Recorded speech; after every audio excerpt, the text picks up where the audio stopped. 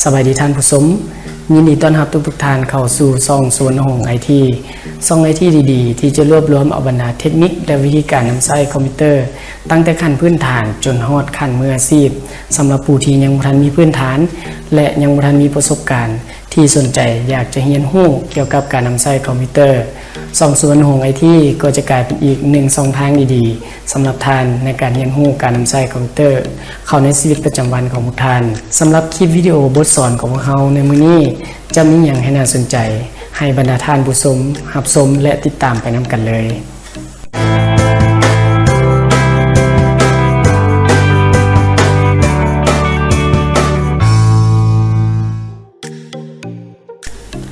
สำหรับจุดประสงค์ในการเรียนในคลิปวิดีโอนี้จะมีอยู่2จุดประสงค์คือ 1. การสร้างโฟลเดอร์จัดเก็บเอกสาร 2. การเก็บรักษาเอกสารไว้ในบอร์ดที่ปลอดภัยในคอมพิวเตอร์จะเป็นใดนั่นให้ติดตามไปนำกันหลายๆท่านอาจตั้งคำถามขึ้นมาว่าโฟลเดอร์เป็นหยังจึงต้องมีโฟลเดอร์คำตอบก็คือโฟลเดอร์แม่นบอร์ดเก็บบรรดาข้อมูลต่างๆของท่านอยู่ในคอมพิวเตอร์ซึ่งเปรียบเสมือนกันกับตู้เอกสาร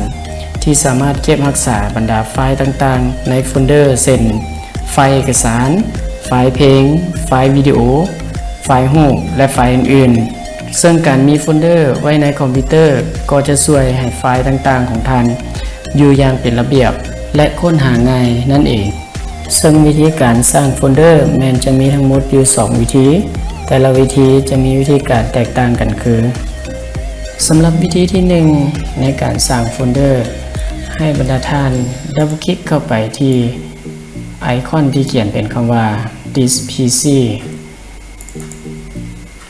หลังจากนั้นก็จะปรากฏมีหน้าต่างช่องเช่นช่อง C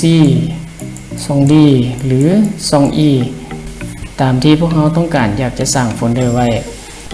ยกตัวอย่างเช่นพวกเขาจะสร้างโฟลเดอร์เก็บเอกสารไว้ในช่อง Dให้พวกเขาดับเบิลคลิกเข้าไปหลังจากนั้นเมื่อท่านเข้ามาฮอดในหน้านี้แล้วให้ท่านเบิ่งที่แท็บ Toolbar และจะเห็นไอคอนที่เขียนเป็นคำว่า New Folder ให้บรรดาท่าน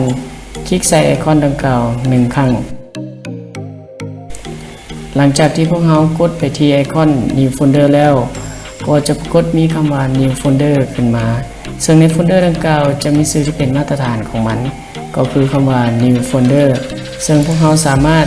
เปลี่ยนชื่อโฟลเดอร์ได้ตามที่พวกเขาต้องการอยากจะใส่ได้โดยการกดไปที่ปุ่ม Windows และปุ่ม Space ท่านก็จะเห็นมีแถบภาษาให้พวกเขาได้เลือกเช่นภาษาอังกฤษภาษาไทยหรือภาษาลาวแต่ข้าพเจ้าขอเลือกเป็นภาษาลาวหลังจากนั้นให้พวกเขาเปลี่ยนชื่อตามจุดประสงค์ของพวกเขาว่าจะใส่ชื่อโฟลเดอร์ดังกล่าวนั้นเป็นชื่อหยังยกตัวอย่างเช่นหนังสือเสนอภายหลังที่พวกเราตั้งชื่อโฟลเดอร์ตามที่พวกเราต้องการแล้วให้พวกเรากดปุ่ม Enter อยู่ที่คีย์บอร์ดก็จะได้ชื่อของโฟลเดอร์ตามที่พวกเราต้องการสำหรับวิธีที่2ในการสร้างโฟลเดอร์ให้บรรดาท่านดับเบิลคลิกไปที่ปุ่มไอคอน This PC ในหน้าจอก็จะปรากฏมีบรรดาช่องต่างๆให้พวกเราได้เห็นเช่นช่อง C ช่อง D และช่อง E ยกตัวอย่างเช่นถ้าเราต้องการอยากจะสร้างโฟลเดอร์จัดเก็บเอกสารในช่อง D ให้พวกเราดับเบิลคลิกเข้าไปเมื่อเข้าไปในช่อง D แล้วให้พวกเราคลิกขวาขึ้นมา1บาทก็จะปรากฏหน้าต่างนี้ขึ้นมาให้ท่านเข้าไปที่ New และเข้าไปที่คำว่าโฟลเดอร์ท่านก็จะได้ New Folder ขึ้นมา1โฟลเดอร์แล้วท่านสามารถเปลี่ยนชื่อโฟลเดอร์ของตนเองตามที่ต้องการโดยการกดปุ่ม Windows แล้วตามด้วย Space แล้วหลังจากนั้นให้เลือกไปที่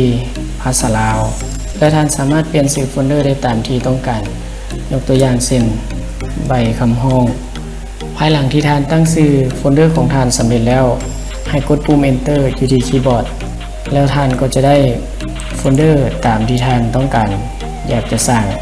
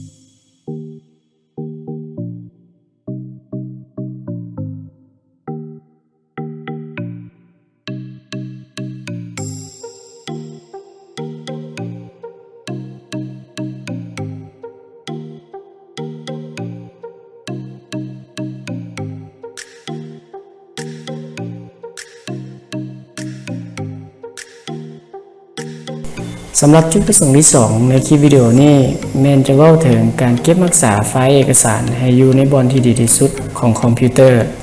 ท่านเป็นผู้หนึ่งที่เก็บรักษาเอกสารไว้ในคอมพิวเตอร์ดีแล้วบ่การเก็บรักษาไฟล์เอกสารไว้ในช่อง Document ที่มีเอกสารแจกจ่ายกันอยู่อย่างบ่เป็นระเบียบแบบนี้หรือการเก็บรักษาเอกสารไว้อยู่ในหน้าจอเดสก์ท็อปในลักษณะแบบนี้แม้นเป็นการเก็บรักษาเอกสารไว้ในบอร์ดที่บ่ปลอดภัยเมื่อเวลาคอมพิวเตอร์ของท่านมีปัญหาหรือถูกไวรัสแน่นอนว่าข้อมูลที่สำคัญของท่านก็จะถูกสูญหายไปเพราะการเก็บเอกสารไว้อยู่ในช่อง Document และอยู่ถึงหน้าจอเดสก์ท็อปแม้นจะอยู่ในตำแหน่งช่อง C ของคอมพิวเตอร์ซึ่งการเลือกตำแหน่งที่พวกเราจะจัดเก็บเอกสารไว้ในบอร์ดที่ปลอดภัยพวกเราบ่ควรเลือกตำแหน่งหรือช่องที่เกี่ยวข้องกันกับช่อง C ยกตัวอย่างเช่น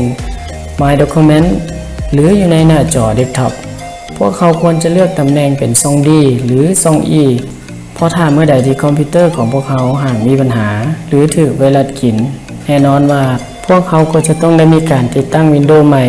ซึ่งถ้าหากว่าสร้างบ่ได้มีการแบ็กอัพหรือกู้ข้อมูลไว้ให้แก่พวกเขานั่นก็หมายความว่าเขาจะสูญเสียข้อมูลที่สำคัญของพวกเขานั่นไปเพราะฉะนั้นการเลือกช่องที่จะบันทึกเอกสารไว้นั้นพวกเขาบ่ควรจะเลือกช่อง C แต่พวกเขาควรจะเลือกช่องที่เป็นช่อง D หรือช่อง E ตามที่พวกเขาได้กำหนดไว้อยู่ในคอมพิวเตอร์ของพวกเขาและควรมีการสร้างโฟลเดอร์ไว้เก็บเอกสารที่สำคัญของพวกเขาไว้อย่างเป็นระเบียบเพื่อง่ายในการรักษาเอกสารและการค้นหาเอกสารในยามเฮ็ดเวียกพร้อมทั้งเป็นการเก็บรักษาเอกสารไว้อย่างเป็นระเบียบและจมงามอีกด้วยเป็นเท่าใดได้ท่านผู้ชมหลังจากได้รับชมคลิปวิดีโอของพวกเขาในมื้อนี้แล้วก็หวังว่าคลิปวิดีโอของพวกเขาจะเป็นประโยชน์กับท่านผู้ชมบ่หลายก็น้อย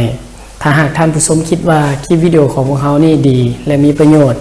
ก็อย่าลืมกดไลค์กดแชร์กดติดตามเพื่อเป็นกำลังใจให้แก่พวกเขาที่จะสร้างคลิปวิดีโอดีๆแบบนี้ออกมาให้ท่านผู้ชมได้รับชมนำกันเรื่อยๆส่วนหงไอทีสอนคอมด้วยใจนำใช้ได้จริงสำหรับคลิปวิดีโอนี้ขอลาท่านผู้ชมไปก่อนสบายดี